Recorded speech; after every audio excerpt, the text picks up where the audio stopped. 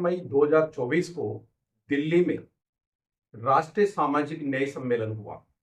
उस सामाजिक न्याय सम्मेलन में मुख्य अतिथि और वक्ता के रूप में पहुंचे थे राहुल गांधी। राहुल गांधी ने अपने पूरे भाषण में क्या कहा, हम इसके बारे में बात करेंगे और फिर उनकी बातों के आधार पर इस बात का निष्कर्ष निकालेंगे कि भारत की राजनीति जो है वह किस प्रकार से बदल रही है और यहाँ के लोगों के लिए उस राजनीति में किस प्रकार से जगह बन रही है।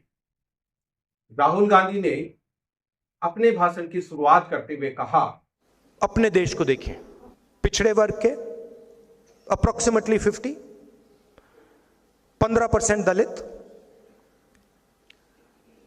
8% आदिवासी, 15% माइनॉरिटी, उसमें आप 5% गरीब जनरल कास्ट जोड़ दीजिए, जिन तक सामाजिक न्याय पहुंचा ही नहीं है।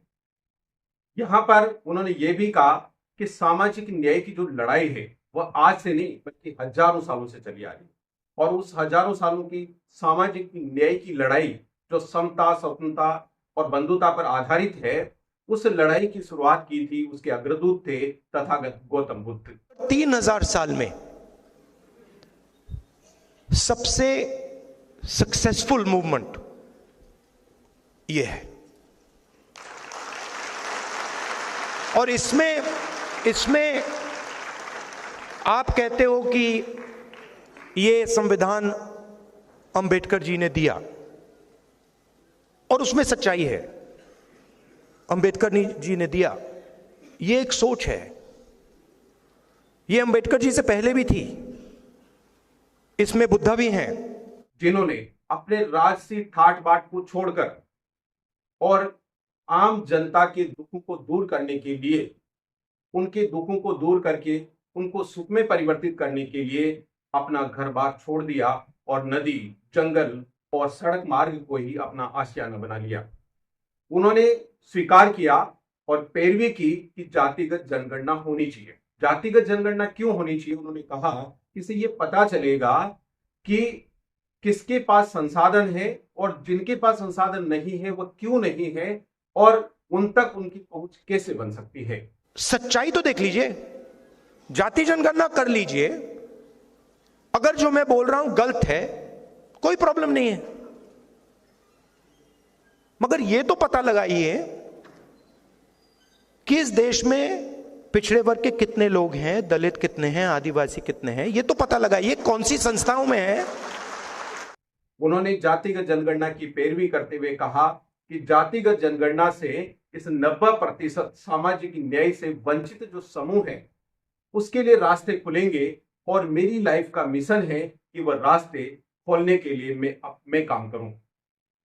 उन्होंने, राहुल गांधी ने यह भी कहा कि ये जो आरक्षण की व्यवस्था है, ये आरक्षण की व्यवस्था का मैं पक्षधर हूं, ये जारी है और जारी रहेगी, इसे कोई खत्म नहीं कर सकता।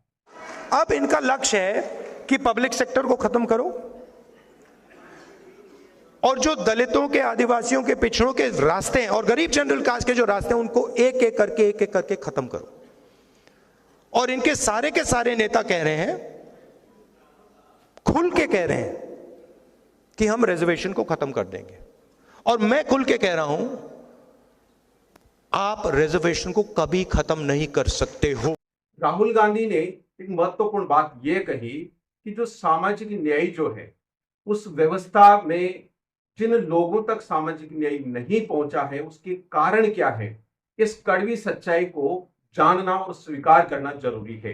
मैं ज्यादातर राजनेता जो है वह इस कड़वी सच्चाई को स्वीकार नहीं करते। मैं इस कड़वी सच्चाई को स्वीकार करता हूं कि इस देश की 90% आबादी तक, इस 90% जन समूह तक सामाजिक न्याय नहीं पहुंचा और वह सामाजिक न्याय से वंचित है। इस कड़वी सच्चाई को मैं स्वीकार करता हूं। इसमें गलत क्या है, बिना लड़ाई लड़े अगर हम ये जानना चाहते हैं कि कौन कौन लोग हैं जिनके पास संसाधनों की मजबूती है, कौन कौन लोग हैं जिनके पास संसाधनों की किल्लत है, तो इसमें गलत क्या है ये जानना जरूरी है ताकि लोगों को समृद्ध और शक्तिशाली बनाया जा सके, जिससे ये देश ताकतवर होगा।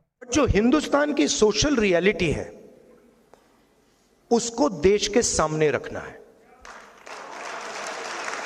किसी को चोट नहीं मारनी, किसी को धमकी नहीं देनी, ये कहना है देखिए भैया ये हिंदुस्तान की सोशल रियलिटी है, इस देश में इतने दलित हैं, इतने आदिवासी हैं, इतने पिछड़े लोग हैं, इतने माइनॉरिटीज हैं, इतने गरीब जनरल कास्ट के लोग हैं, और ये जो लोग हैं इनकी इतनी भागीदारी है।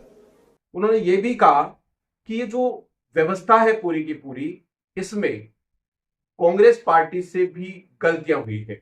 मैं कांग्रेस का व्यक्ति होने के बावजूद ये कहता हूं कि कांग्रेस से गलतियां हुई है और उन गलतियों को सुधारने की आवश्यकता है। कांग्रेस पार्टी को भी आने वाले समय में अपनी राजनीति को बदलना होगा, ये करना पड़ेगा। और ये भी मैं कहना चाहता हूं कि कांग्रेस पार्टी ने भी गलतियां की हैं। यहां पर सबसे महत्वपूर्ण बात यह नहीं है कि राहुल गांधी ने उस सम्मेलन में क्या कहा था। महत्वपूर्ण बात यह है कि इस देश की राजनीति के केंद्र में जब तक बुद्ध और भीम नहीं आएंगे तब तक स्वतंत्रता, समता और बंधुता वाले संविधान की स्वीकारोक्ति संभव नहीं है। दूसरी बात यह है कि जब बुद्ध और भीम इस देश की राजनीति के केंद्र में पहुंचेंगे तभी जाकर के इस देश के जो इतिहास, इस देश का जो इतिहास है, जिसके कण कण में बुद्धत्व और जिसके कण कण में यहाँ का जो आम मूल निवासी जनमानस है, जो कि लगभग 90% तक बैठता है, उन तक उनके बारे में जानकारी प्राप्त होगी और किस प्रकार से वो लोग कहाँ एग्जिस्ट करते थे और आज उनकी स्थिति क्या है। जब तक इतिहास की पड़ताल नहीं होगी और इतिहास से वो जानकारी खोजी नहीं जाएगी, जहां पर जो व्यक्ति आज बिल्कुल हाशिए पर जीवन जीने के लिए मजबूर हैं, वह भी एक जमाने में समृद्ध थे, शासक थे और बहुत अच्छी जीवन जीते थे, तो क्या स्थितियां रही, उन कारणों की पड़ताल करना बहुत जरूरी है। और यह पड़ताल तभी संभव है जब इस देश की राजनीति के केंद्र में बुद्ध की बात होगी, भीम की बात होगी, सामाजिक न्याय की बात होगी। और यह अच्छी बात है कि जो बहुजन समाज है वह अपनी जागरूकता का परिचय देने की कोशिश कर रहा है। हर तरफ जहां पर भी वह अपनी बात रख सकता है, रखने की कोशिश कर रहा है, ताकि इस देश की राजनीति के केंद्र में बुद्ध और भीम की स्वीकार्यता बढ़े और बुद्ध और भीम के विचारों के आधार पर समता, स्वतंत्रता और बंधुता वाला ये जो देश है वह मजबूत हो, ताकतवर हो, विकसित हो, आगे बढ़े। जय भीम, जय भारत, धन्यवाद।